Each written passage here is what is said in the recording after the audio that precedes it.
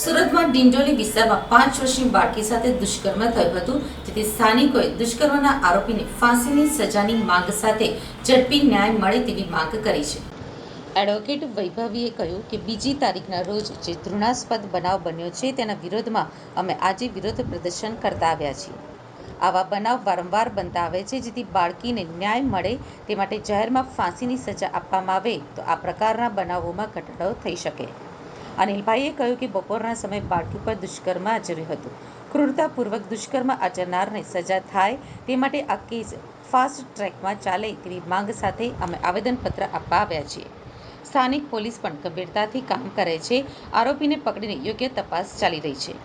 ન્યાયાલય પાસે અમારી માંગ છે કે ઝડપથી આ કેસમાં ફાંસીની સજા।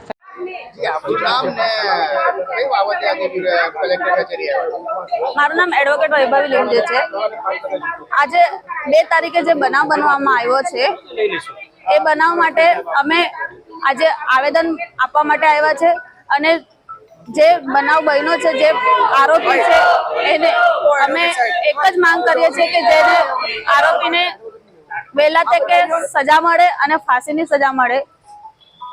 તમને શું લાગે છે આ છોકરી જે બળાત્કાર થઈ છે, રેપ થઈ છે, એના માટે કયો કાનૂન બનવો જોઈએ જે ઝડપથી થાય અને જલ્દી સજા મળે?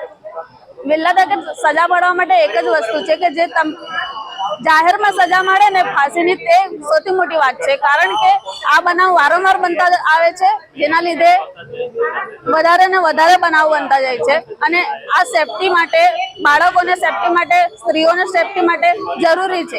એકવાર જો થઈ જાય આવી રીતે ફાંસીની સજા જો જાહેરમાં, તો બીજી વાર આ વસ્તુ બની ના શકશે।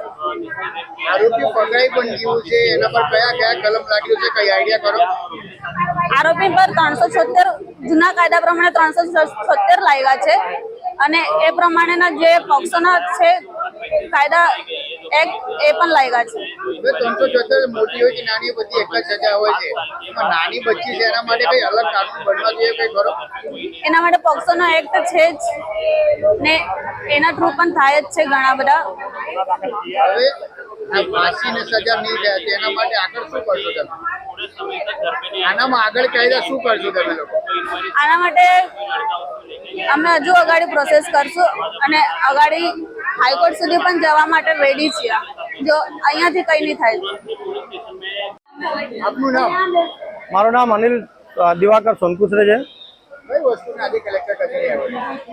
સર, ગઈ તારીખ 2/7/2024ના રોજ બપોરે 12 કલાકે ઠાકોરનગર વિસ્તારમાં 5 વર્ષની બાળકી પર બળાત્કાર ગુજારવામાં આવ્યો છે। 36 વર્ષના એ નરાધમે બહુ ક્રૂરતાપૂર્વક એની સાથે બળાત્કાર કર્યો છે। એ નરાધમને વહેલી તકે એના પર સજા થાય અને આ કેસ ફાસ્ટ ટ્રેક પર ચાલે અને વહેલી તકે એનું રિઝલ્ટ આવે અને એને મૃત્યુદંડ મળે એવી અમે માંગણી સાથે આજે અમે કલેક્ટર શ્રીએ અને કમિશનર સાહેબ શ્રીને આવેદનપત્ર આપવા માટે આવ્યા છીએ। આરોપી પકડાઈ ગયું છે, શું લાગે છે કામ પોલીસ કેસ બરાબર થયું છે, નથી થયું? ના, સ્થાનિક પોલીસ સ્ટેશનના પીઆઈ શ્રીએ પણ બહુ ગંભીરતાથી એમને સારું કામ કર્યું છે। તરત જ એમને પકડી પાડ્યા છે અને એના ઉપર સારી એવી કલમો પણ, બધી કલમો લગાડી છે। પણ અમે ન્યાયાલયથી અમે માંગણી છે કે પોલીસ પ્રશાસન તો સારું કામ કરે જ છે, પણ ન્યાયાલય સાથે પાછા અમારી એવી જ માંગણી છે કે એ વહેલી તકે આ નરાધમને ફાંસીની સજા ફટકારે। એના આગળ નહીં મળતું ફાંસીની સજા, તેની આગળ શું કદમ રહેશે તમારું?